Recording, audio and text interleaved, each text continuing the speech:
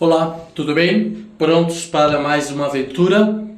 Nesta aula sobre ecologia, né? Lembrar de ecos, logia, estudo da nossa casa, né? Terminei a aula anterior chamando a atenção de vocês que é um planeta e é uma casa, não tem lado de fora, tá? Não jogue o seu lixo no vizinho, não jogue o seu lixo para fora de casa ou para fora do seu carro, ou na rua quando você estiver caminhando, porque volta. É uma única casa e volta, tá? Além de causar graves e grandes problemas. Então vamos lá. Aula de hoje, vamos falar sobre efeito estufa, né?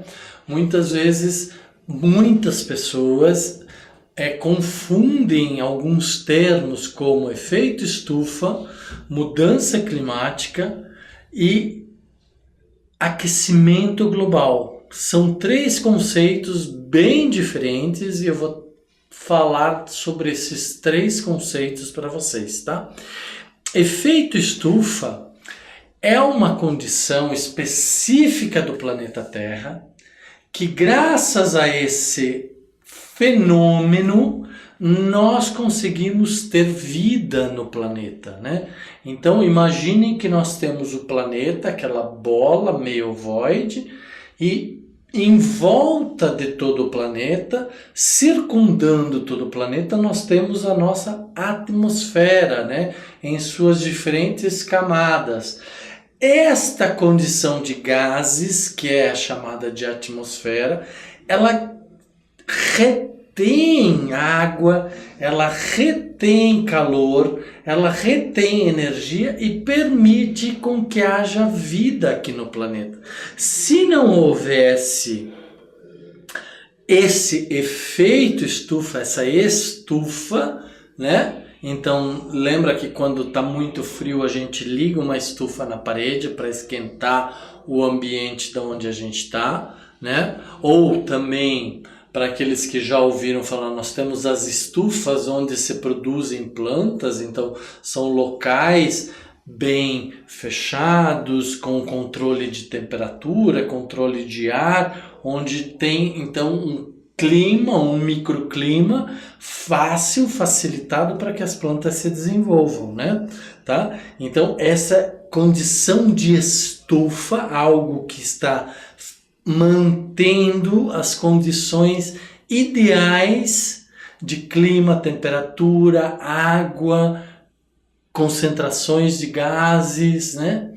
Para que indivíduos se desenvolvam, que é nosso caso, né? Nós precisamos desse efeito estufa para manter a temperatura média planetária em torno de 15 graus. Se não fosse o efeito estufa, se não fosse a atmosfera, a Terra não teria condições de vida, porque teríamos temperaturas inferiores a 30 graus, né? Se é inferiores a 30 graus negativos, ou seja, seria muito frio. Todo o calor que chegasse vindo do Sol até a Terra, todo o calor seria perdido, né?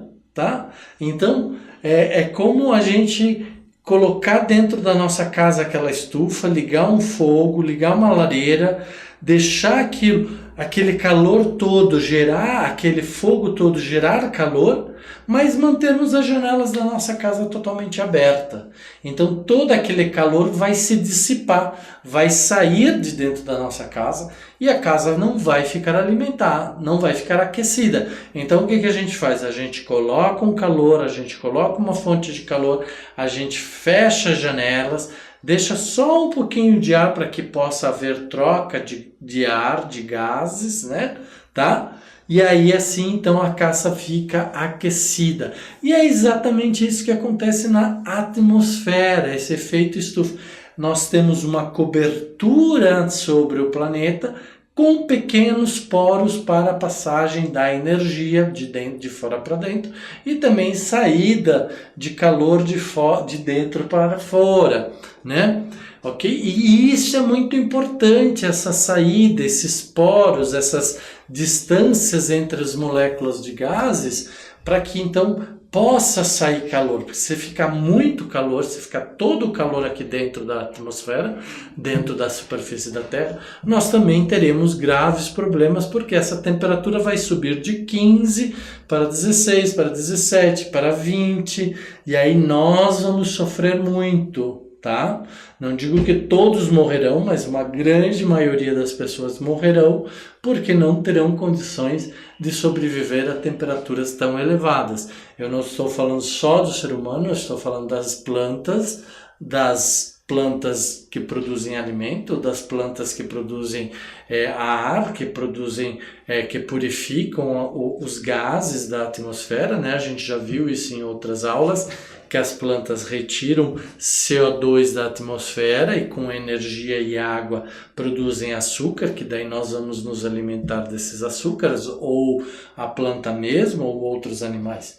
Tá? Então essas relações são muito importantes. Então vamos lá. Retém calor na atmosfera e determina a temperatura média da biosfera, né, onde existe a vida, em torno de 15 graus Celsius. Como acontece esse fenômeno? Raios solares ou as radiações solares entram, passam, vêm, são emitidas pelo Sol, chegam na atmosfera, e como a atmosfera é formada de gases, essas moléculas de gases, elas não formam uma parede contínua, elas têm espaços entre elas, então as radiações passam entre elas e chegam até a superfície da Terra. Algumas passam, outras são refletidas por matérias particuladas ou materiais particulados, como a poluição de gases, né, ou partículas sólidas, por exemplo, poeiras que são assopradas do solo. Então essas partículas refletem a energia solar. Outras, como os gases, absorvem essa energia, tá? Então nós temos essas três condições. Alguma parte dos raios solares é absorvida pelos gases ou por algumas moléculas de gases, vapor d'água e outras substâncias contidas na atmosfera. Outra parte é refletida e outra parte passa e chega até a superfície da Terra, tá? Penetra na superfície da Terra, né? Tá?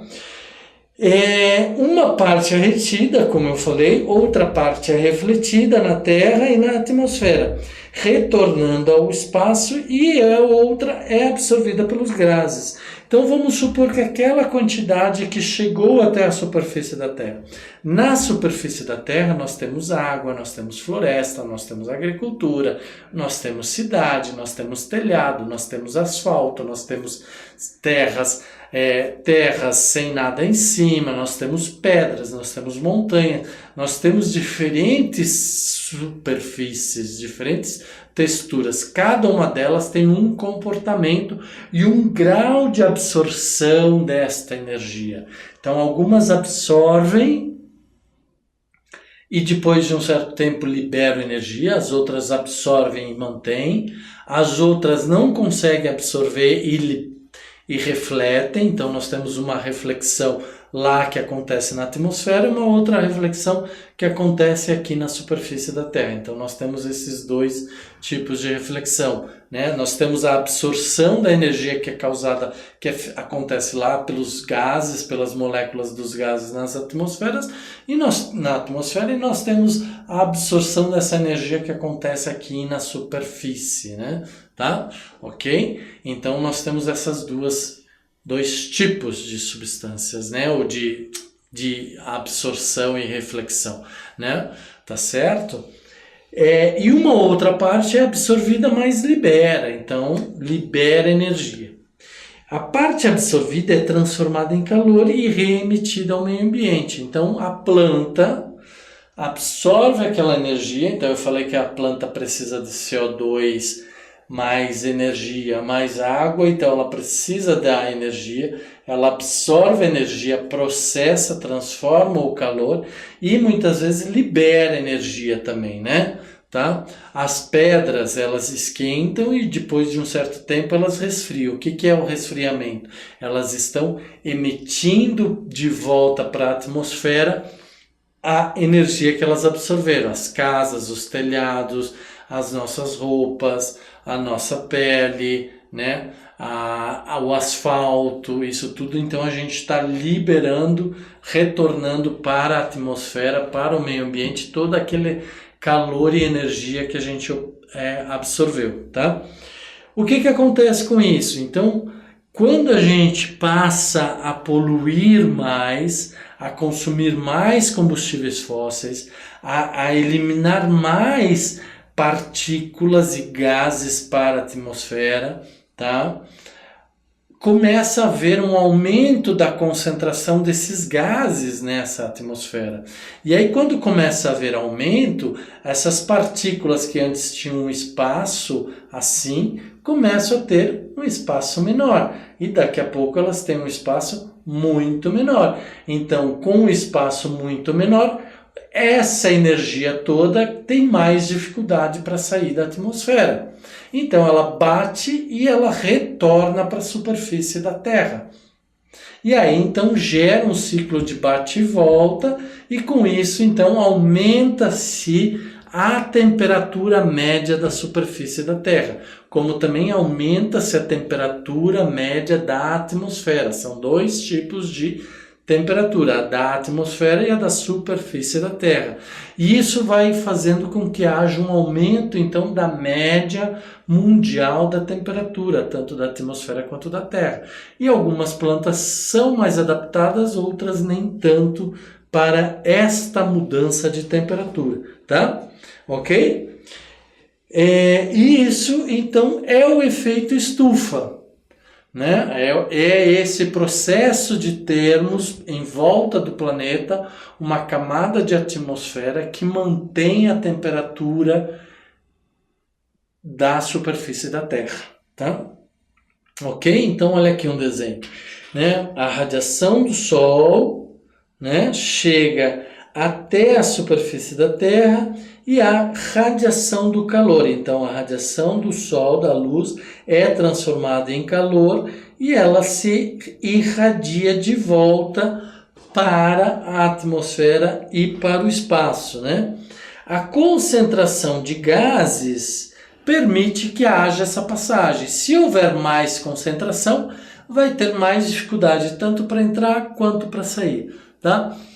Lembrem, um grande exemplo, quando pegamos um ônibus para ir trabalhar, para ir visitar um amigo, para passear, se esse ônibus tiver poucas pessoas dentro, nós conseguimos nos locomover dentro do ônibus tranquilamente, né? Porque tem poucos elementos, poucos componentes, poucos indivíduos presentes dentro daquele ônibus. Agora, se tiver muita gente dentro daquele ônibus, nós vamos ter dificuldade para nos locomovermos dentro do ônibus e irmos da porta de entrada até a porta da saída, tá? O gás é a mesma coisa. Se a atmosfera estiver no seu equilíbrio, nos seus compostos, nos seus componentes de forma equilibrada, a irradiação, tanto de entrada quanto de saída, vão ter facilidade para entrar e para sair. Agora, se começa a concentrar, nós começamos a emitir muito, começamos a consumir muito gasolina, muito diesel, muito petróleo, emitindo, jogamos muito lixo que gera metano, temos muitos animais que através do rumen acabam liberando metano, então um monte de gases, né? Indústrias liberando gases, carros liberando gases, ou seja, começa a haver uma quantidade muito maior de gases dentro da atmosfera, vai se tornar como um ônibus lotado. A energia não vai conseguir entrar direito e também não vai conseguir sair de forma adequada, tá? E é isso que esta figura está mostrando para vocês, tá? Então é isso que acontece. Olha, aqui a camada atmosfera está representada por uma simples linha verde, fininha. Agora aqui ela já está mais grossa, né? Olha a diferença. Aqui era fininha, aqui era mais grossa. Além de ser mais fina e mais grossa, também tem a questão de ser mais densa, né? Então ela tem mais componente dentro dela, tá? Então isso pode acontecer um desastre causado pelo aumento da concentração dos gases na atmosfera, né? Então nós tínhamos o efeito estufa. Efeito estufa é uma palavra positiva, é um fenômeno positivo porque permitiu a vida no planeta, tá? Agora, o aumento de gases na atmosfera causa um adensamento, uma maior concentração de componentes na atmosfera. Isso vai fortalecer, evidenciar o efeito estufa, impedindo que entre energia, impedindo que saia calor, e aí nós vamos ter então um outro fenômeno que se chama de mudanças climáticas. Aquela temperatura de 15 graus vai passar a 15,1, 15,2, 15,3, e isso vai ter muitas consequências, tá? Então há uma mudança climática, né? Se essa mudança climática ela for crescente, contínua, a gente pode até dizer que vai estar aumentando ou tendo maior aquecimento global. Mas aqui no nosso planeta nós somos compostos, o nosso sistema planetário é composto por movimentos de circulação da Terra, rotação da Terra, né? E outros movimentos da Terra em torno do Sol, inclinação, né, ao Sol, que o professor de geografia de vocês explica para vocês certinho. E isso então faz com que possamos ter um resfriamento da Terra, porque essa concentração ela pode se locomover, pode se concentrar em mais uma parte do que outra parte do planeta e às vezes causar algumas mudanças nessa disposição das camadas de ar ou das ondas de ar, ondas de calor, correntes marítimas, correntes atmosféricas, tá? E então não necessariamente nós possamos ter um aquecimento global. Nós podemos ter mudanças climáticas que podem gerar um aquecimento global, né? Ou podem gerar outros problemas, tá? Ok? Esse é um tema bastante controverso, há bastante defensores do aquecimento global, como há pessoas mais céticas, mais resistentes, que dizem que há mudança climática, sim, que o homem está aumentando essa mudança climática, mas que cuidado, não necessariamente é um aquecimento global, tá? Existem ciclos naturais do planeta Terra, tanto que nós tínhamos os dinossauros e nós tivemos outros eventos no passado da nossa história, nos milhões de anos da formação do planeta Terra, que mostram os ciclos climáticos de aumento de temperatura e queda de temperatura, aumento de temperatura e queda de temperatura. O homem está influenciando no ciclo, na velocidade desse ciclo, tá?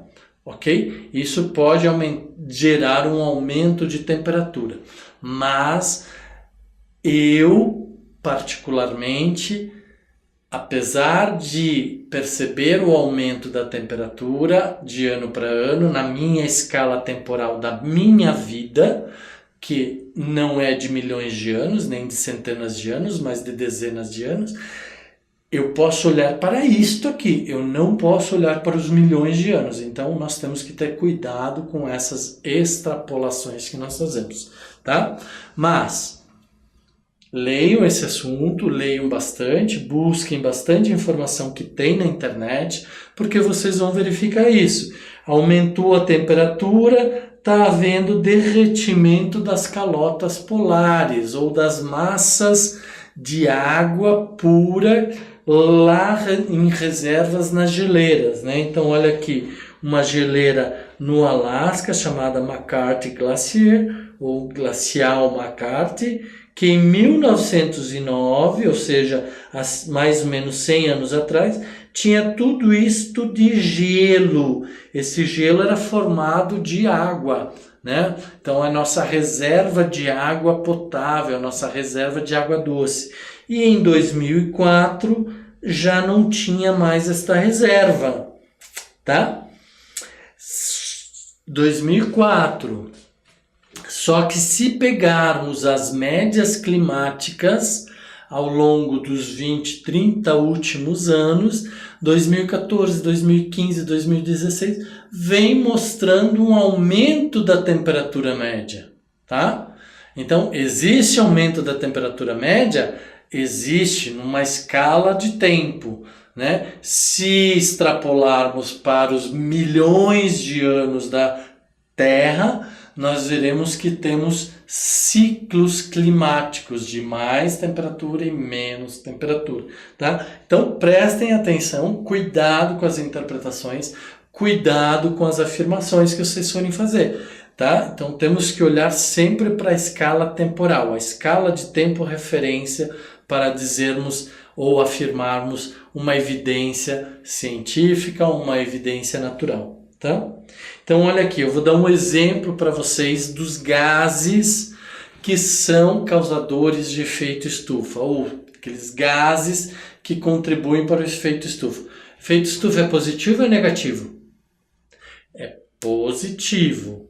A concentração desses gases, o aumento da concentração desses gases na atmosfera é negativa porque está alterando o quê? A mudança climática?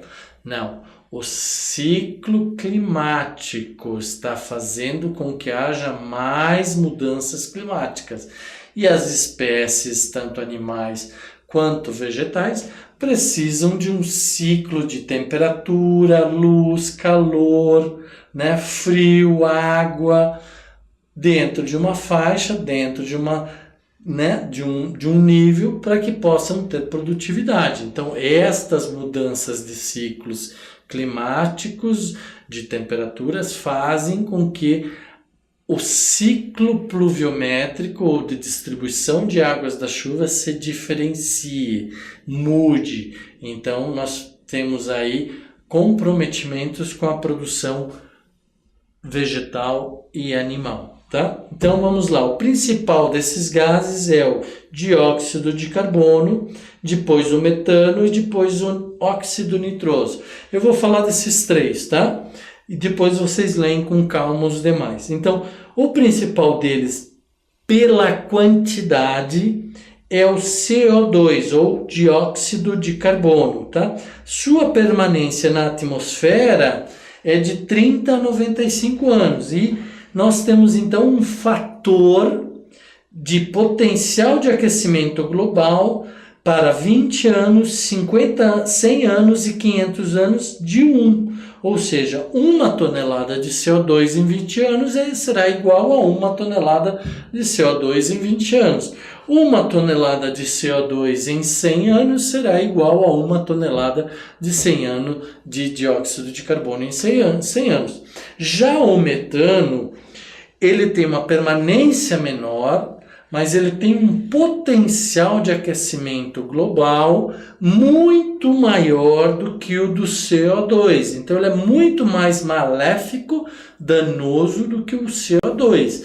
E o metano vem dos animais, do rumen dos animais, né? do esterco dos animais, da decomposição da matéria orgânica, do lixo, né? do lixo orgânico, que ao se decompor libera, né, metano, libera carbono e hidrogênio. Então, olha lá, vamos pegar como referência o tempo de vida de 100 anos, tá?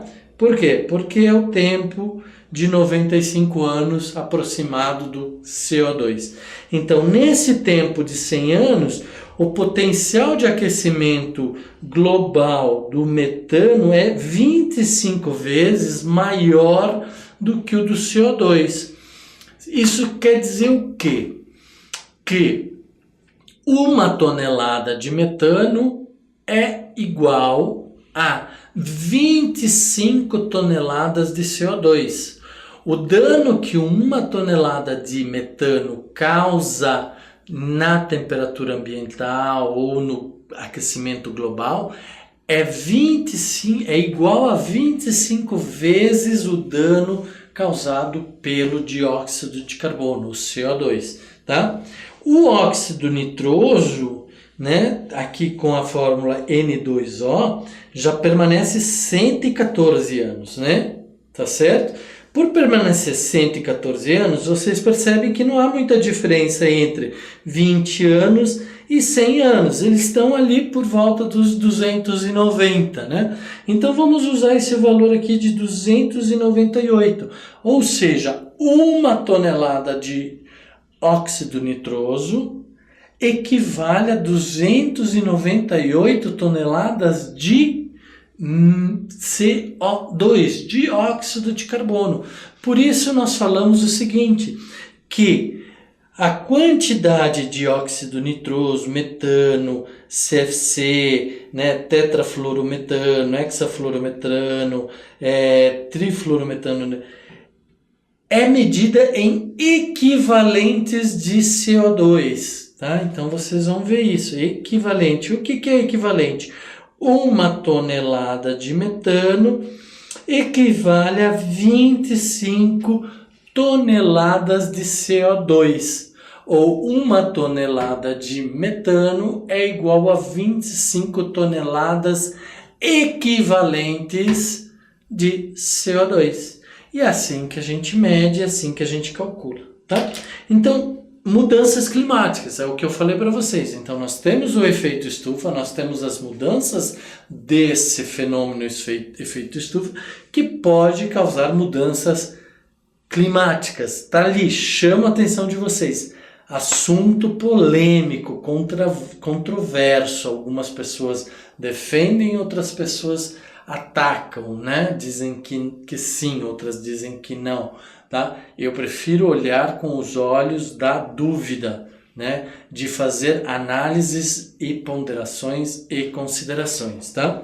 Então, o aumento da temperatura devido ao aumento da concentração de gases do efeito estufa, já comentei aqui com vocês, do dióxido de carbono, do metano, do óxido nitroso, do NOx, que também são várias partículas de dióxido nitroso, vapor da água, então a partícula de vapor da água na atmosfera, os CFCs, os HFCs, os PFCs, o SF6, etc., medidos por sua quantidade, danos e potencial de aquecimento global e aquecimento da temperatura.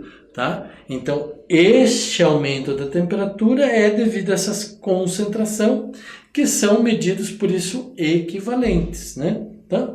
Como consequências, a mudanças de temperaturas atmosféricas, aumento da temperatura, já falei para vocês, num curto prazo, num médio prazo a consideração é diferente, no longo prazo a consideração também é diferente, tá? Nós, se olharmos, ou se vocês tiverem curiosidade, entrem na internet, busquem ciclos glaciais, vocês vão ver que nós tivemos no passado picos de aumento de temperatura e quedas de temperatura. Então nós temos um ciclo. O que o homem está fazendo? Com que esse ciclo fique mais próximo, mais apertado. Então essas variações começam a se tornar mais fortes, mais evidentes, né? Quando nós tínhamos no passado todo um período de longos anos para que a população, os indivíduos, a natureza, o meio ambiente pudesse se adaptar. Hoje em dia isso é muito rápido, tá? Ok? Então essa é a mudança de temperatura, é a mudança do ciclo térmico do planeta. Tá? Mudança de direção das correntes de vento, né? O ar começa a se tornar mais pesado, mais carregado, mais quente, então isso afeta as direções dos ventos, as massas de ar, né? Tanto da atmosfera quanto do oceano. Tá? Aumento da temperatura da superfície terrestre, isso inclui oceanos, lagos, águas. Tá? Derretimento das geleiras, que eu já mostrei para vocês.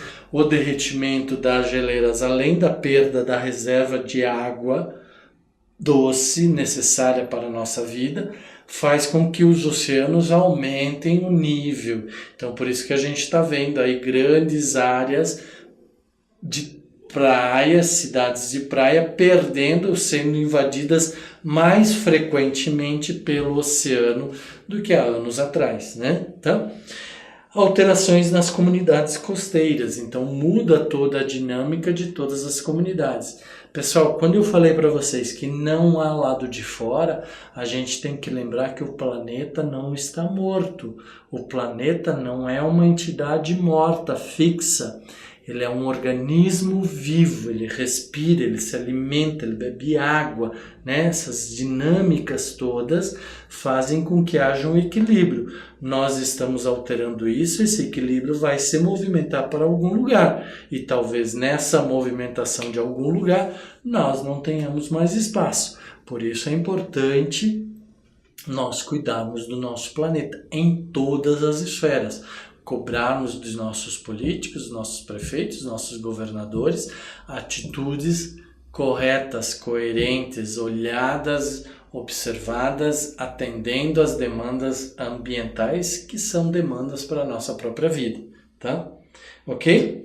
Então, gases efeito estufa, nós temos o dióxido de carbono, que é o principal gás efeito estufa, né, devido à sua quantidade, como eu já falei para vocês, mas nós temos um derivado que é o monóxido de carbono, que é um gás extremamente perigoso, um gás extremamente poluente e que pode entrar na nossa circulação, que pode entrar na nossa cadeia de circulação e nos causar muitos danos, tá?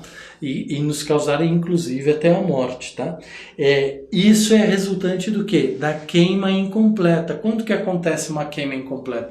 Quando o material não está bem seco para queimar, quando não há oxigênio suficiente, quando não há calor suficiente. Nós temos várias causas para que não haja queima completa. Quando não há queima completa, há então a emissão de CO e não CO2. Né? Então nós temos aí CO2, significa que tem mais uma molécula de oxigênio, mais um átomo de oxigênio naquela molécula.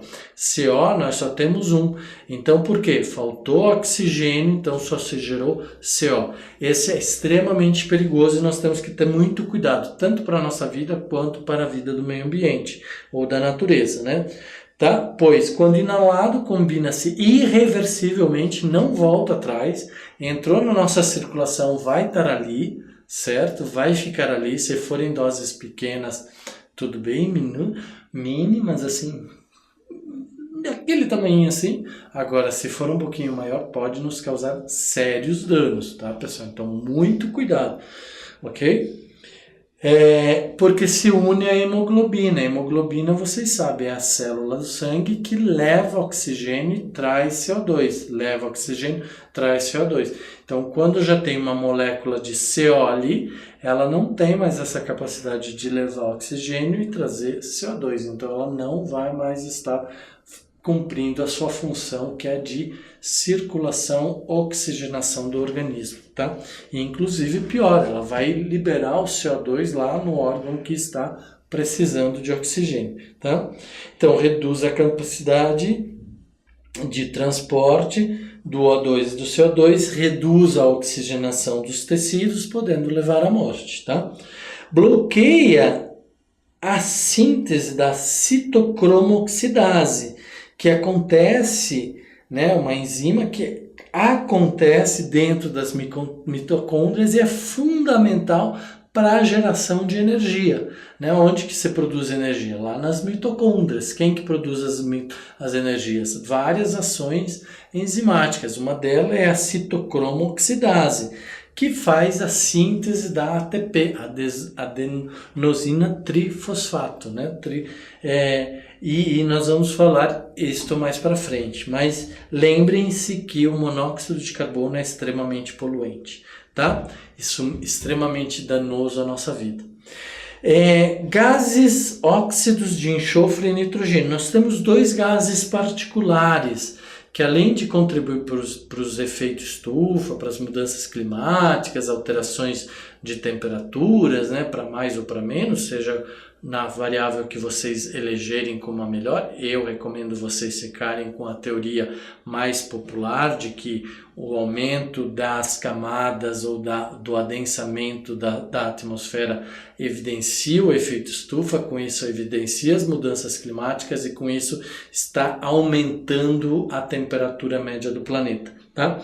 Nós temos também a formação de gases da chuva ácida, que são os gases óxidos de enxofre e óxidos de nitrogênio, particularmente oriundos de óxidos de enxofre das erupções de vulcões e de alguns processos químicos que usam enxofre, e os óxidos de nitrogênio principalmente da queima dos combustíveis fósseis ou do uso de pesticidas, herbicidas, adubos químicos no solo que podem gerar então óxidos nitrosos, tá? Ok? Isso causa a chuva ácida, que é extremamente negativa para o meio ambiente. E olha aqui, nós então temos aqui usinas atômicas, né? Que podem gerar então como resíduos, né? Aqui não é que a usina atômica gere óxido de enxofre ou óxido nitroso. Não, ela não gera, tá? Ela é uma das fontes mais limpas que a gente tem em termos de emissões de partículas. Porém, ela tem um grande perigo, que é um vazamento, como aconteceu no Japão naquela época do tsunami do Japão, que causou uma série de problemas ambientais, tá? Então aqui é só para exemplificar que processos industriais podem gerar ácido sulfúrico, nitroso, e que isso pode, em contato com vegetação e com animais, causar inúmeras perdas ou até a morte dos indivíduos, tá? Ok? Por quê? Porque destrói a microfauna e a microflora, também a macro, né? Nós, por exemplo, se estivermos no meio de uma chuva ácida, nós vamos receber tanto ácido no nosso organismo que nós vamos morrer, tá? Ok? Então, são chuvas com pH 5,5, bastante ácido, ou menos ainda, né? Então, uma chuva com pH de 3, ela é extremamente ácida. Ela corrói metal, ela corrói ossos, corrói temperatura e causa muito danos. E corrói as árvores, como nós estamos vendo aqui. Ok? E a radioatividade? Agora sim, a atividade nuclear está aqui. Nós vamos falar de radioatividade, que está ligada ao átomo, né? Então, essa atividade nuclear, material nuclear, geram resíduos radioativos na atmosfera com dispersão na atmosfera pelas correntes aéreas. É isso que acontece. Então, são liberados átomos radioativos que são transportados pelas massas atmosféricas, né? Com as chuvas e o tempo, vão se depositar em corpos hídricos terrestres, sendo incorporados às plantas e subsequente aos animais. Ou seja, quando esses átomos radioativos estão na atmosfera e por alguma ação, seja climática, de chuva, inversão térmica, eles acabam se depositando na superfície do planeta, na água ou no solo, acabam poluindo a água, acabam poluindo o solo.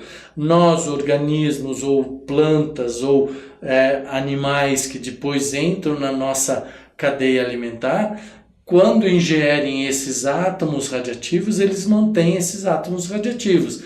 Muitas vezes mantêm por quantidades pequenas, que acabam não causando danos à saúde deles ou mutações genéticas, né? E aí a gente se alimenta desses animais ou desses vegetais e acaba então consumindo uma quantidade X que, acumulada no nosso organismo, pode nos causar sérios danos, como mutações genéticas, como a morte, né? Assim como para as plantas e para os animais, tá? Então, a radioatividade, que é aquilo que eu falei, então, esta é uma fonte de energia limpa, mas ela pode gerar, além de outros problemas, a exposição ou o grande risco a uma série de contaminações por atividades nucleares, tá? De outra forma, nós também temos, então Isso aqui eu já comentei, chuvas e o tempo, mutações cancerígenas, e os principais elementos radiativos com que o homem trabalha são o iodo 131, plutônio, estronço, urânio, cobalto e césio. Inclusive existe um filme chamado Césio 137, que é a história de umas crianças que no ferro velho extraíram de uma máquina de raio-x uma cápsula de césio 137 e isso causou dano e morte a várias pessoas. Se vocês tiverem curiosidade, procurem por esse filme, tá bom? Então vamos falar de inversão térmica. São condições climáticas que alteram o quadro de poluição de um local. Então nós temos umas condições específicas, mas que por algum efeito essas inversões se alteram, tá?